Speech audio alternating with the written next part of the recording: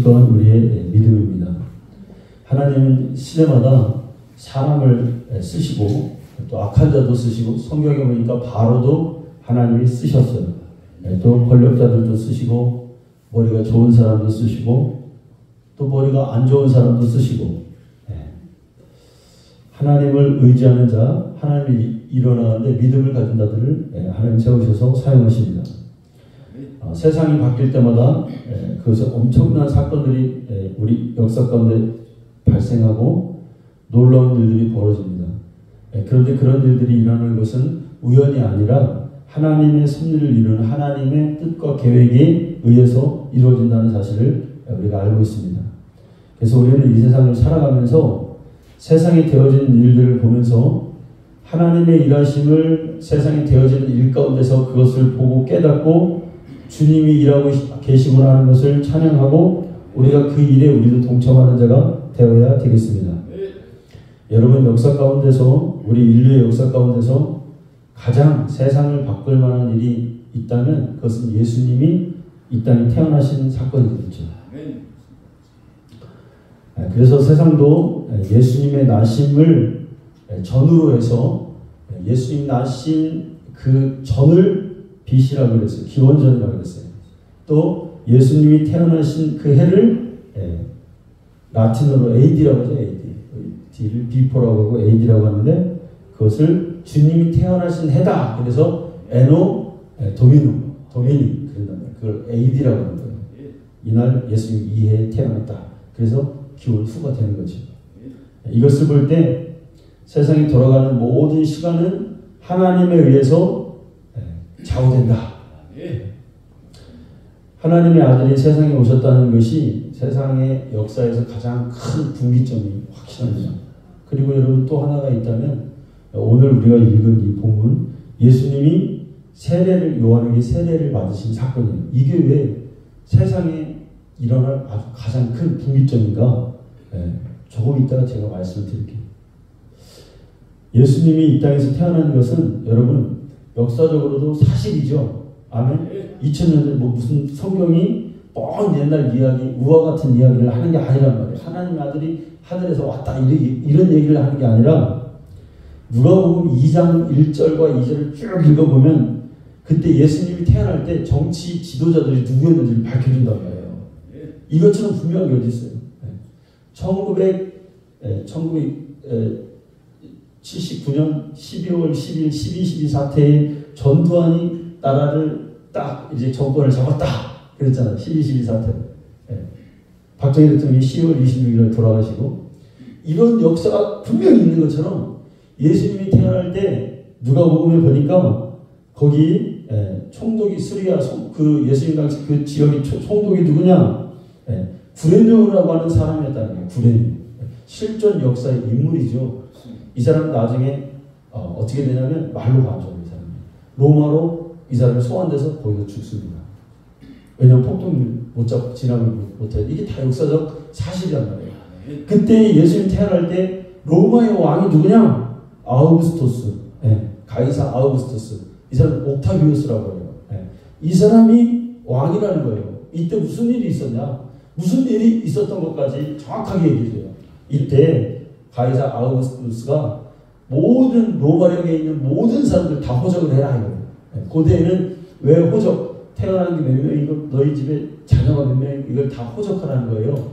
이걸 왜 할까요, 여러분? 세금을 정확히 걷고 군대의 징집을 하기 위해서 진짜 이 실존 인물들을 다 이렇게 조사를 하는 게 호정령입니다. 옛날에 호정령이 중요했고 굉장히 로마의 역사에 보면은 체계적이었습니다. 그런데 그 왕의 명령이 딱 떨어지니까 그 시기에 딱 떨어지니까 자 예수님의 육신의 아버지가 요셉이죠. 어머니가 마리아죠. 이 사람들이 어디에 살고 있었냐면 이스라엘 땅 저기 갈릴리 북쪽에 갈릴리 나사렛이라는 동네에 이 부모가 살고 있다가 호적을 해라. 그러니까 호적을 하려면 본적으로 가야 돼요.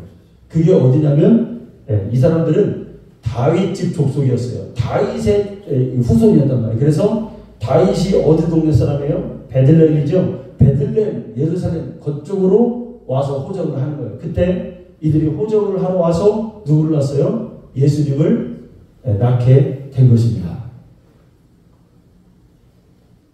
여러분, 이처럼 예수님이 태어난 것은 역사적으로 분명한 사실이다. 이때 무슨 일이 있었고 누가 알고 있었고 누가 봤고 어떤 일이 있는지 분명하게 여러분 말해주고 있다는 거예요. 우리도 그렇죠. 누가 태어날 때 어떤 일이 있었어. 저희 태어날 때는 우리 어머니랑 아버지가 그러시더라고요. 야, 아버지가 한번 그러시더라고요. 너 막내 너 태어날 때 엄마 죽을 뻔했어 이놈아. 왜 이거? 그러니까 노산이었어. 노산. 어머니가 37살 때 저를 낳았었으니까 그때 옛날에 더 노산이잖아요. 그때 어떻게 하다가 안 간지라겠는데 애기가 생겨가지고 하루 종일 낳느라고 고생했다고 하더라고요.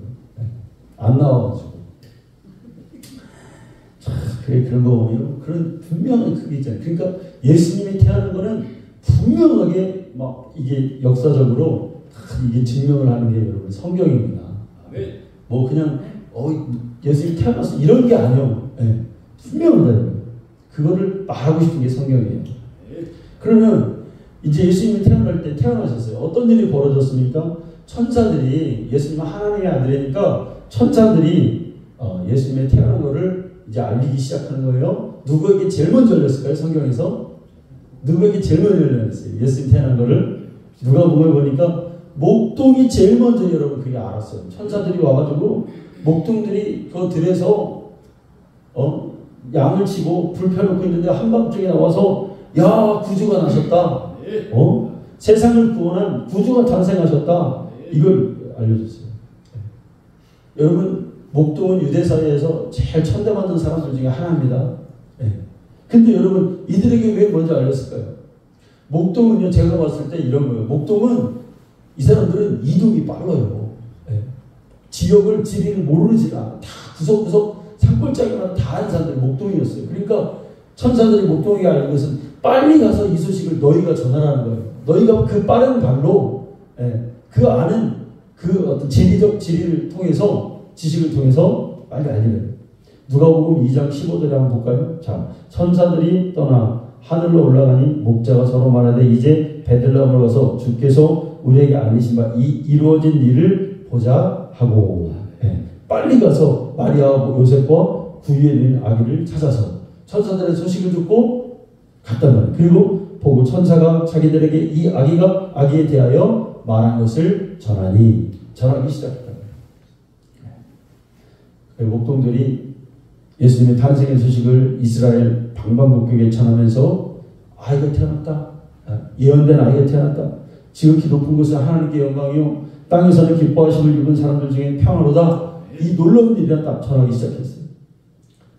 다 전할 때 여러분 많은 사람들이 이 지금 아기 메시아를 엄청나게 기다리고 있었죠. 이스라엘 사람들이 자기들이 왕이 태어나서 자기들의 형편을 어려움을 이 사람이 해결해 줄 알았던 거예요. 이 소식이 누구에게까지 들어가냐면 그 당시의 왕인 헤롯 왕에게까지 이 소식이 들어갔어요. 막 백성들이 그런 거예요. 이제 새로운 왕이 태어났다는 거예요. 통치자가 태어났다는 거예요.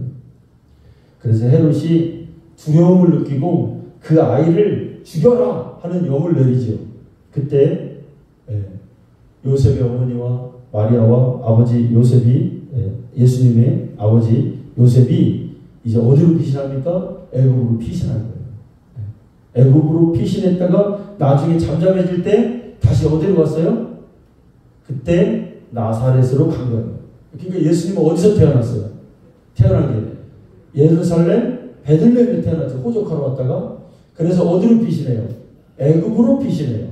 그랬다가 어디로 가요? 이제 나사렛 자기들이 원래 살았던 갈릴리 땅에 있는 그곳으로 피신한다. 여러분 나사렛이라는 동네는 많은 선지자들이 침묵을 지켰던 곳이 나사렛이에요. 성경에서 그러니까 성경에 많은 지명의 예언들이 있어요. 그런데 나사렛은 예언자들의 입에 한 번도 오르내리지 주목받지 않는 곳이 나사렛이에요. 그래서 나중에는 예수님이 나사렛에서 오셨다니까 예수님의 그 제자 중에 하나 나다나엘이 뭐라고 합니까? 야 무슨 나사렛 같은 곳에서 선지자가 나냐? 거기서 무슨 메시아가 나냐 하고 그 사람을 오해했던 요한복음에 나오는 말씀이죠. 출생지가 중요한 게 아니라 여러분 진짜가 중요한 거죠. 진짜가 중요한 거예요. 예수님이 여기까지가 예수님의 탄생 이야기입니다. 여러분 예수님의 탄생은 역사적으로 분명한 사실이다. 실제다. 하늘에서 뚝 떨어진 게 아니다. 인간의 모습으로 인자로 이 세상에 오셨단 말이에요. 그래서요 많은 학자들이 역사적 예수에 관심을 줬어요. 그러니까 이 진짜일까? 이 연구가 역사적 예수예요. 인간 예수. 근데 사람들이 이걸 연구하다가 여기에 빠져버린 거예요. 인간은 예수님은 그냥 인간이었네. 그게 역사적 예수인 거예요. 좋은 말이 아니에요. 이게 학술 용어거든요. 역사적 예수. 우리 역사적 예수를 알고 있다. 그런 사람들 많아요. 근데 그거 거기서 그치면 안 돼. 왜? 예수님은 역사에 오신 완벽한 인간이지만 또 뭐예요? 신성을 가진 하나님이란 말이에요. 초월된 분이란 말이에요. 아멘? 그래서 역사적 연구에서 그치면 큰일 나요. 네. 왜? 그분은 하나님이시기 때문에. 자, 그 후로 이제 수십 년이 흘렀습니다. 예수님이 태어나시고 세월이 이제 흘렀어요. 예수님이 30세쯤 됐어요.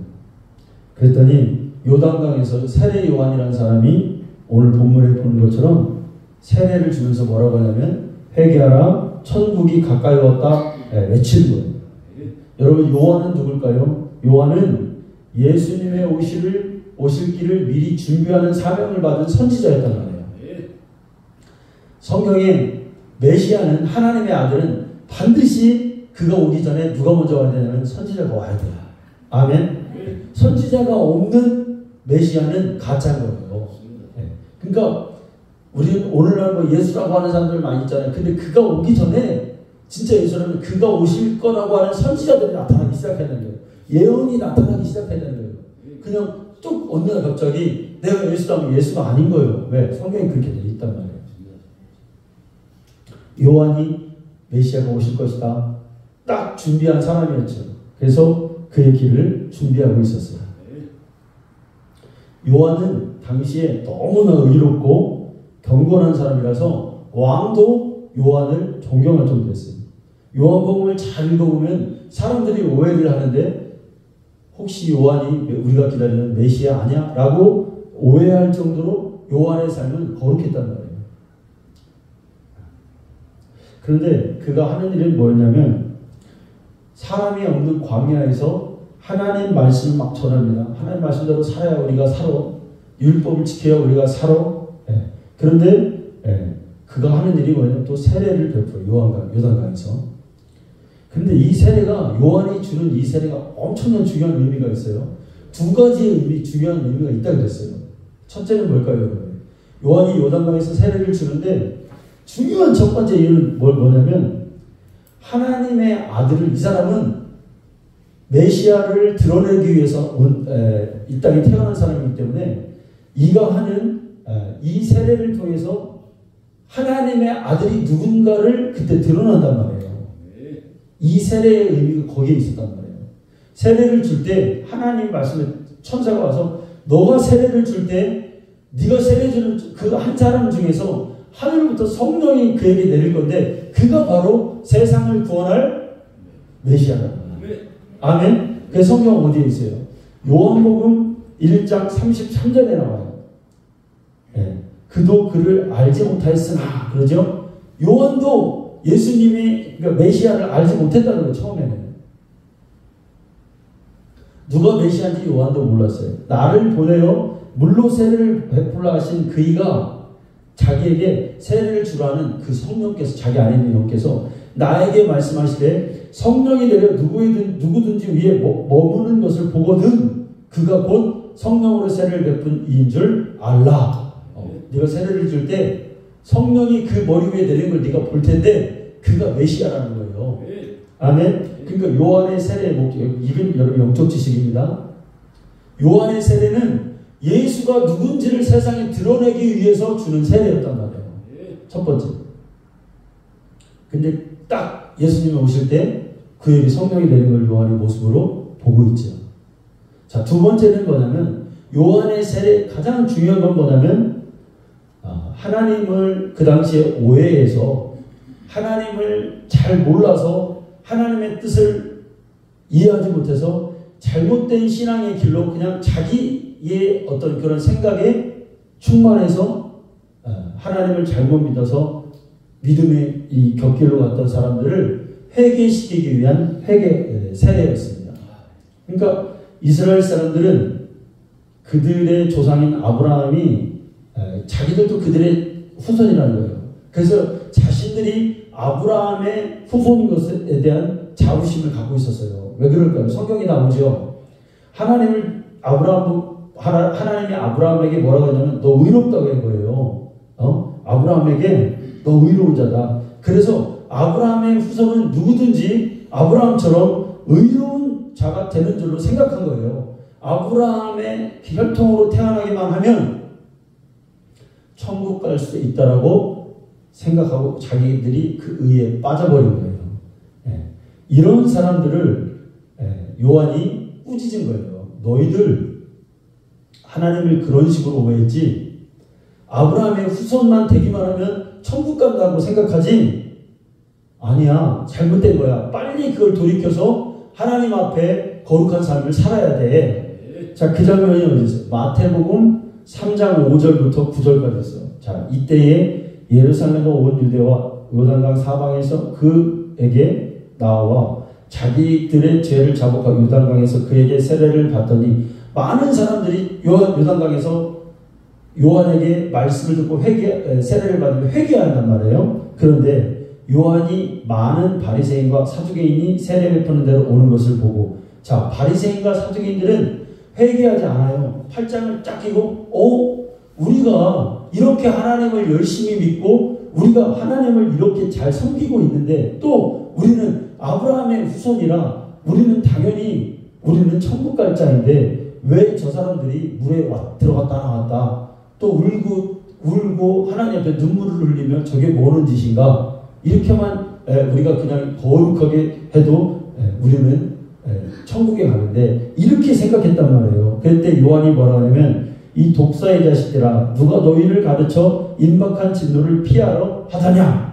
회개하지 않고 그런 자기의 의로 충만한 바리새인과 사두개인들을 향해서 요한이 뭐라고 하냐면 그러므로 회개에 합당한 열매를 맺고 얘기하면 너희들 회개하라 이거예요. 속으로 아브라함이 우리 조상이라고 생각하지 말라. 이 얘기예요. 아브라함이라고 생각하고 안심하고 있었단 말이에요. 안심하고. 근데 아브라함이라고 생각하지 마라. 하나님이 능히 이 돌들로도 아브라함의 자손이 되게 하실 수 있다.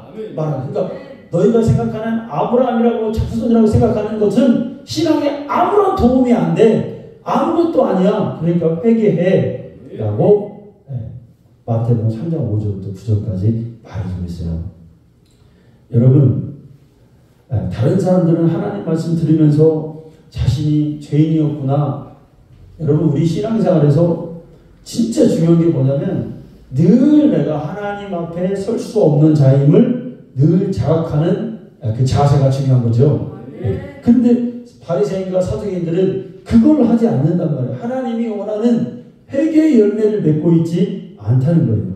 그래서 요한이 야, 이 바보들. 그러면서 또 하나님이 돌들로도 아브라함의 후손이 될 수 있다라고 비꼬고 있다는 거예요. 여러분 교회만 다닌다고 천국에 가는 것이 아닙니다. 이 말하고 있죠. 에스더야 목사님 딸이라고 천국 가는 게 절대로 아니라는 거예요. 응? 우리가 직분이 있다고 우리 아버지가 목사 무슨 소용이에요. 그게 신앙은 하나님과 나와의 관계예요. 필요 없는 거예요. 여기 있는 저도 회개하지 않으면 하루에 짓는 죄가 얼마나 많아요. 여러분 생각으로 짓는 죄, 입술로 짓는 죄, 죄가 많죠. 그거 보고면 그 물에 다 걸려요. 여러분 남을 미워하잖아요. 남을 미워하다가 여러분 자기 마음이 심령이 상해서, 그러니까 사랑해야 되는데 사랑하지 않고 미워하면 그게 내 심령에 상해버려요. 그래서 지옥 갈 수가 있어요. 네. 100번, 1000번 얘기해도 그 얘기를 안 듣고 떠나잖아요, 여러분. 네. 제가 100번도 1000번은 얘기했을걸요? 남을 미워하는 게 얼마나 큰 죄입니까? 근데 그게 아니에요. 그렇게 하다가 그 소리를 자기 소리로 심령에 옥토로 30배, 60배, 100배 결실을 맺지 못하고 떠나버리는 거예요. 네. 불쌍한 거예요. 거기서 또 미워하면 그거 저주받은 인생이에요. 신앙 양심이 자기가 있어요. 거기에 딱 걸려야 돼요. 내가 주님을 잘 모르고 있구나. 회개하지 않으면 지옥 갈 수 있구나. 여러분, 구원은 두렵고 떨림으로 이루라고 했어요. 이것을 우리가 세상에 떨어뜨리지 말고 날마다 내가 죄를 자복하고 정신 차리고 예수 믿어야 된다는 사실을 여러분을 깨달아야 됩니다. 교회를 다니면서 가장 경계할 것이 스스로 의롭다고 여기지 않는 거예요. 이게 가장 무서운 거예요. 세례 요한의 세례는 그러니까 의와 연합하는 세례가 아니에요. 뭐냐면 세례 요한의 세례는 그냥 죄를 깨닫게 하는 세례였던 거예요. 그 세례는 어떤 의로 나가는 부활의 세례 이런 게 아니라 이 세례를 받음으로 내 죄를 깨끗하게 씻는, 죄에 대해서만 깨끗하게 하는 회개의 세례였던 거예요. 그런데 여러분, 이때 이게 이제 모순이거든요. 이때 하나님의 아들이신 죄 없으신 분이 요한의 앞에 딱 나타나는 거예요. 아마 요한은 그때 충격받았을 거예요. 요한은 영안이 열린 사람이라, 아니 세상에 저런 사람도 있나? 세상에 자기가 영의 눈으로 다 볼 때, 그러니까 세례를 막 준 거예요. 물리 들어가나. 그런데 요한이 볼 때 다 죄인인데, 세상에 저렇게 아무 흠이 없는 자가 자기 앞에 딱 서 있는 거예요. 그리고 성경이 알려주는 게 저분이 세상 죄를 지고 가는 하나님의 어린 양이시다. 그러니 성경이 그에게 임하는 것을 보고 요한이 그런 사람을 처음 본 거 아니에요, 여러분. 다 죄인인데, 인자 다 하나님의 아들인데 하나님의 아들이 오셨으니. 그 요한이 예수님 보고 뭐라고 하냐면, 예수님 보고 그러는 거예요. 거기서 무릎을 예수님께 탁 꿇는 거예요. 예수님, 내가 주님께, 하나님의 아들에게 내가 세례를 받아야 되는데 왜 나에게 오셔서 세례를 달라고 합니까? 오늘 그 말씀인 거예요. 이게 엄청 충격적인 말이에요. 여러분, 우리가 살면서 엄청난 사람들 만날 때 있잖아요. 저도 엄청난 은사자들 몇 번 만나봤어요. 다르긴 달라.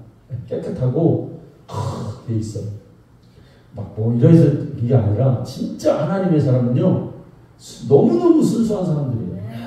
진짜 하나님 앞에서 늘 생각과 마음이, 하나님 앞에서 위대한 사람들이 있어요. 마음과 생각이 늘 하나님을 중심에 두고 그렇게 생각해요. 조금 더 세상적인 거, 욕심적인 거 이런 걸로 이렇게 안 하더라고요. 그 요한이 예수님 보자마자 예수님 왜 저에게 오셨어요? 내가 주님께 세례를 받아야 됩니다. 주객이 전도되고, 자기가 맨날 죄인만 보다가 막 회개하다가 어느 날 엄청난 분을 보고 내가 주님께 세례를 받아야 된다. 이거 큰일 났다. 내가 저분을 세례 줄 수 없는 자다. 저분 죄가 없다. 죄가 없는 분에게 회개의 세례를 좀 큰일 아니에요. 바뀐 거예요. 주님이 내 주인이고 내가 주님께 세례를 받아야 될 자입니다. 여러분, 주객이 바뀌는 역사가 일어나는 거예요. 여러분, 우리 삶에서 예수님이 나의 주인 되시고 내가 예수님께 무릎 꿇는 자, 주인과 객이 바뀌는 역사가 되기를 원합니다. 살다가 보면 주님 만날 때가 있어요. 그때 맨날 내가 주인이었어. 내 뜻대로 하려고 하고 내 뜻대로 살았어. 근데 예수님 딱 만나는 순간 뭐예요? 이제 예수님 주인이야. 예수님을 나의 주인 대접을 해드려야 돼. 아멘. 언제까지 주님을 손님처럼 문 밖에 세워두고 못 들게 할 거예요. 어제 제가 밤중에 어떤 간증을 듣는데 그 김미경이라는 간사 그 강의하는 사람 있잖아요. 여자 충청도 말하고 참 강의 잘하는 나 원래 그분 좋아했는데 엄청난 크리스찬이더라고요. 아 언니가 목사래요. 그러면서 자기가 다 망하게 됐는데 그게 참 감동적이더라고요. 그냥 언니를 자기가 그 예수님을 잘 믿지 않았는데 언니가 목사님인데 항상 언니는 자기에게 질책을 했대요. 사람들은 자기가 최고의 강사니까 사람들은 다 자기를 칭찬했는데 언니는 이상하게 자기에게 좋은 말을 안 하더라고요. 그래서 언니를 싫어했대요. 내가 이 정도인데 왜 나를 무시할까? 근데 자기가 이제 망하게 생긴 거예요, 다. 근데 어느 날 그냥 언니가 모르고 잘못 눌러서 자기한테 전화를 한 거예요. 그래서 전화가 얼른 끊어지더래요. 그래서 언니한테 전화를 했더니 언니한테 이제 오열을 하면서 나 죽을 것 같다. 그러니까 언니가 대전에 있는데 목사님들 팍 온 거예요. 와가지고 위로해주면서 언니가 그러더래요. 너 죽어야 돼. 네가 죽어야 예수님이 들어오셔. 예수님 그때 너 안에서 일하신다. 그러면서 다시 주님을 영접하고 아주 새 사람이 되더라고요. 여러분 맞아요. 그 말이 참 동의해요. 내가 죽어야 주님이 나에게 들어오셔.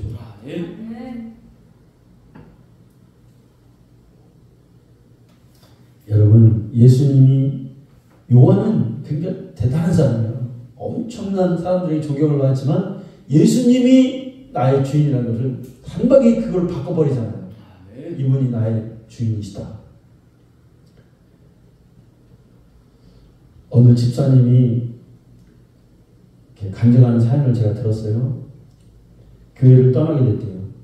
떠나게 됐는데 몇십 년 다닌 교회를 떠났는데 여러분 얼마나 힘들겠어요. 정든 사람들. 그런데 어떤 일이 있어서 떠난 게 아니에요. 이분이. 자기 교회를 보니까 예수님이 주인이 아닌 거야. 예수님의 예자도 들어본 적이 없는 거야. 그냥 감염적이었던 거야. 진짜 실질적 예수님이 주인된 그 신앙생활이 잘 못했다는 거예요. 그래서 그 교회를 떠났다는 간증을 제가 봤습니다. 여러분 또한 말로만 예수님이 나의 주인이다라고 하는 사람들이 있어요. 진짜 내 마음, 내 삶, 나의 중심에는 주님이 주인이 아니야.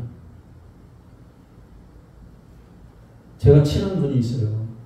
고향에 친한 분이 있는데 참 헌신도 잘하고 믿음이 있어요. 그런데 그 교회를 이제 12월 다니다가 이제 나간다고 하더라고요. 왜 나가냐 그랬더니 그 교회 자녀들도 있고 부모도 다니는데 그게 쉽지 않죠. 근데 예수님이 주인 된다는 느낌이 없다는 거예요. 여러분 신앙의 자부심은요. 언제 여러분 우리가 차의 문을 높은 사람이 문을 열어주는 사람이 이렇게 있잖아요. 근데 그 사람이 언제 자부심이 있을까요? 아무나 창문 문을 열어주면은 자부심이 있을까요? 아니에요. 거기에 대통령이든 아니면 거기에 국방부 장관이든 차 문을 자기가 그 문고리를 잡고 열어줄 때 그때 자부심이 있는 거예요. 진짜 주인 같은 사람을 모실 때 그가 비록 문을 열어주지만 거기 자부심이 있는 거잖아요. 신앙의 자부심도 여러분 똑같아요. 똑같아요. 신앙의 자부심이라는 영적 자부심이라는 게 있는데 우리가 진짜 예수님을 나의 주인으로 생각하고 신앙할 때 거기에 자부심이 있어요. 아 내가 신앙생활 잘하고 있구나. 아 내가 주님을 모시고 여러분 주님을 모시고 내가 주님의 문을 열어주는 사람이라면 그러니까 다윗이 고백한 것처럼 세상에서 호의호식하고 첫날을 사는 것보다 하나님 집에 문지기로 하루를 사는 게 훨씬 저에게 유익입니다. 아멘? 이 자부심이 있어야 되는 거예요. 제가요 우리 동기 목사가 있는데 좀 꽤 큰 교회 담임이에요. 근데 다 이렇게 그 목회를 제가 이제 보잖아요. 보는데 그 교회 성도들에게 존경받지 못해요. 존경받지 못해요. 기도 소리 들어보면 그 다 알아요. 사실이에요. 여러분 저쪽에 큰 교회에 있으면 뭐 할 거예요? 이게 자부심이 없는데 존경받지 못하는데 사람은 그런 거예요. 내가 모시는 사람이 진짜다 그러면은 자부심이 있는 거예요. 여러분 마음속에 그럴 거 아니에요. 우리 목사님이 이렇게 보니까 뭐 목사님 잘났고 못났고 성공했고 이런 게 아니잖아요. 저 사람이 진짜 하나님의 사람인가? 그럴 때 여러분에게 신앙의 교회 다니는 자부심이 생겨요. 근데 보니까 생긴 건 멀쩡한데 속에 믿음이 없네? 하나님과의 그런 게 없네? 그럼 여러분 신앙에 자부심 안 생겨요. 교회에 대한 자부심 안 생겨요. 근데 저 목사님 목숨 걸었네. 하나님 앞에서 다 무슨 짓을 할 것 같네? 그럼 그때 따라갈 수 있는 거겠죠. 아멘? 그런 교회가 되기를 원합니다. 그런 목회자가 되기를 원하고 그런 성도가 되기를 원합니다. 자, 여러분 그러면 우리가 요한이 그렇게 말할 때 예수님이 뭐라고 하냐면 요한이 그랬잖아요. 예수님, 내가 어떻게 예수님께 세례를 줘요? 저 같은 죄인이 죄 없으신 분에게 하나님의 아들이신데. 근데 예수님 뭐라냐면 이제 허락하라. 이게 하나님을 의를 이루는 건 이게 합당한 거다라고 요한에게 말합니다. 그때 요한이 그럼 알겠습니다. 순종하겠습니다 하고 세례를 주죠. 의문이 있어요. 요한의 세례는 회개의 세례라면 세례인데 죄인만이 받을 수 있는 게 요한의 세례였단 말이에요. 그런데 예수님은 죄가 없잖아요. 요한의 세례를 받으면 돼요, 안 돼요? 안 되는 거예요. 이게 의미상. 말이 안 되죠. 많은 사람이 지금까지 의문을 갖고 있어요. 이 대답을 그냥 하나님의 의를 위해서 한다. 그냥 여러 가지 이유를 대서 합니다. 그런데 그게 아니에요, 여러분. 네. 예수님이 요한에게 세례를 받는 것은 회개로 받는 게 아니라 어떤 의미냐면 예수님은 아브라함과 다윗의 자손이고 또 요셉의 장자로 이 땅에 그런 인자의 신분을 가지고 태어났단 말이에요. 근데 예수님은 이제 그 모든 이 땅에서의 신분을 장사하는 거예요. 그리고 뭘로 나타내는 거예요? 하나님의 아들의 신분으로 거듭나는 대관식을 하는 게 바로 요한의 세례였던 거예요. 그래서 예수님이 세례 받을 때 17절에 뭐라고 하늘에서 음성이 났어요? 이는 내 사랑하는 아들이요. 하나님의 아들이라는 거예요. 이분은 성경에서 아브라함과 다윗의 자손, 육신의 옷을 입고 온 인자예요. 그런데 이제는 더 이상 인자에서 머무는 게 아니라 이분은 세례 받으시는 순간부터 하나님의 아들, 그 이중적 신분 중에 하나를 되찾는 거예요. 이분은 어떤 권세도 어떤 존재도 넘볼 수 없는 하나님의 아들이라는 것을 선포하는 거예요. 이분은 하나님의 아들이라, 내 사랑하는 아들이라, 내 기뻐하는 자다. 여러분, 예수님은 태초부터 계신 분이에요. 아멘. 그래서 성경이 말하기를 예수님의 근원은 옛날이라고 그래요. 그러니까 그 말은 뭐냐면 시간에 구애받지 않고 시간에 이분이 갇혀있는 분이 아닙니다. 어디에 있어요? 미가서 5장 2절에 있죠. 뭐라고 되어 있냐면 베들레헴 에브라다야 너는 유다 족속 중에 작을지라도 이스라엘을 다스릴 자가 내게서 나올 것이라. 자, 여기 중요합니다. 그의 근본은 상고에 있고 영원에 있느니라. 자, 예수님은 뭐냐면 그의 근본, 예수님의 근원은 그냥 우리가 가늠할 수 없는 영원에 있다는 거예요. 영원. 네. 그러니까 역사적으로 시간으로 인자로 오셨지만 이분은 뭐라는 거예요? 시간에 한정되지 않는, 시간에 갇힐 수 없는 초월하시는 뭐예요? 하나님의 아들이라는 거예요. 아멘. 성경은 예수님이 아브라함과 다윗의 자손으로 온다고 했어요. 그런데 또 성경은 뭐라고 말합니까? 여자의 후손으로 온다. 보라, 처녀가 잉태하여 아들을 낳을 것이요. 뭐가요? 처녀가 잉태하여 여자의 후손으로 온다. 이제 더 이상 아브라함의 자손도 아니고 다윗의 후손도 아니에요. 하나님이 사랑하시는 아들이며 하나님이 기쁘게 하실 자, 오히려 다윗의 주가 되셨어요. 그 다윗 시편 110편 1절에 여호와께서 내 주에게 말씀하시기를, 여기서 주가 누구냐면 예수님을 얘기하는 거예요. 그러니까 다윗은 예수님에게 주라고 말했던 거예요. 이제 주가 되시고. 하나님이 사랑이시다라고 말합니다. 자, 그런데 이 말은 하나님이 사랑이시다는 말은 그냥 관념적인 말이 아니에요. 실체가 있단 말이에요. 실체. 그러니까 여러분 하나님을 사랑해요. 그러면 사랑이면 혼자 사랑해요? 아니죠. 그럼 혼자 사랑하면 관념이에요. 그런데 실체를 보여주려면 대상이 있어야 될 거 아니에요. 사랑이. 그죠? 하나님은 누구를 사랑하실까요? 하나님은 그 아들 인자를 사랑하십니다. 아멘. 가장 하나님이 사랑하는 분은 예수님이에요. 그러니까 여러분 우리의 인간의 생로병사는 우리가 태어나고 나고 늙고 죽고 우리가 사랑하고 미워하고 우리가 인간의 모든 것에는 예수님이 와서 이 땅에서 보여줄 그게 달려있고 또 예수님과 하나님과 예수님의 관계가 우리 인간의 관계예요. 사실은. 자, 인간이요 하나님이 아들을 얼마나 사랑하냐면 모든 인간은 악한 자든 그가 잘났든 못났든 누구를 사랑해요? 자식을 사랑합니다. 그 자식이 아무리 못났든 잘났든 부모는 그 자식을 사랑하게 돼 있어요. 네. 근데 여러분 짐승도 자기 자식을 사랑하더라고요. 어떤 그림에 제가 보는데 사자가 그 물이 있잖아요. 물에 녹조가 돼 있잖아요. 파랗네. 그러니까 사자가 그게 물이 아닌 줄 알았던 거예요. 이렇게 있다가 자기 새끼를 이렇게 미는 거예요. 거기 똑 떨어져 물 퍽 빠진 거예요. 신기하네요, 여러분.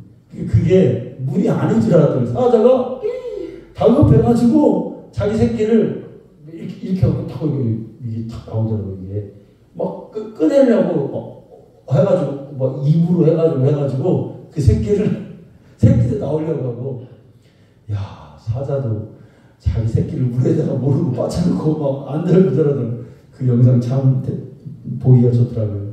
그 새끼를 이렇게 꺼내니까 그 새끼가 투덜대더라고요. 여러분 짐승도 야 저렇게 새끼를 이뻐하나? 왜 그러냐면 짐승은 영이 없고 혼으로만 돼 있잖아요. 이 혼도 영을 흉내내요. 영의 본성을 따라가요. 그러니까 다 그 모성도는 그게 있는 거예요. 다. 그렇죠? 이게 뭐냐면 하나님이 아들을 사랑하는 그 모습을 우리는 그의 형상대로 졌기 때문에 그거를 보여주는 거예요. 여러분 하나님은 그 아들을 위해서 세상을 창조하시고 영원한 세계를 영적 연계를 만드셨어요. 그래서 우리가 그러니까 하나님의 아들을 주기 위해서 만든 그 세계가 우리 인간은 그 영광은 상상할 수 없어요. 그래서 인간이 그 영광을 아무리 과장되게 말할지라도 그건 죄가 되지 않아요. 왜 그럴까요? 인간의 상상과 인간의 언어는 그거를 그 영광을 따라잡을 수가 없기 때문에 그래요. 아멘? 그러니까 저 천국은 하나님의 아들의 나라는 우리가 상상도 할 수 없어. 그래서 천국에 대해서 과장하세요. 야 천국이 어마어마하게 좋대. 거기 가면 우리가 여러분 이건 죄가 안 돼요. 왜? 그 영광은 우리가 표현할 수 없어요. 근데 그 가장 위대한 선물을 예수님을 우리에게 주셨어요. 우리에게 오셨어요. 여러분 이제 우리가 주인 되지 말고 주님이 우리 주인 되어서 영원토록 그분을 모시고 사는 저와 우리 성도들 되시기를 간절히 축원합니다. 하나님 감사합니다. 예수님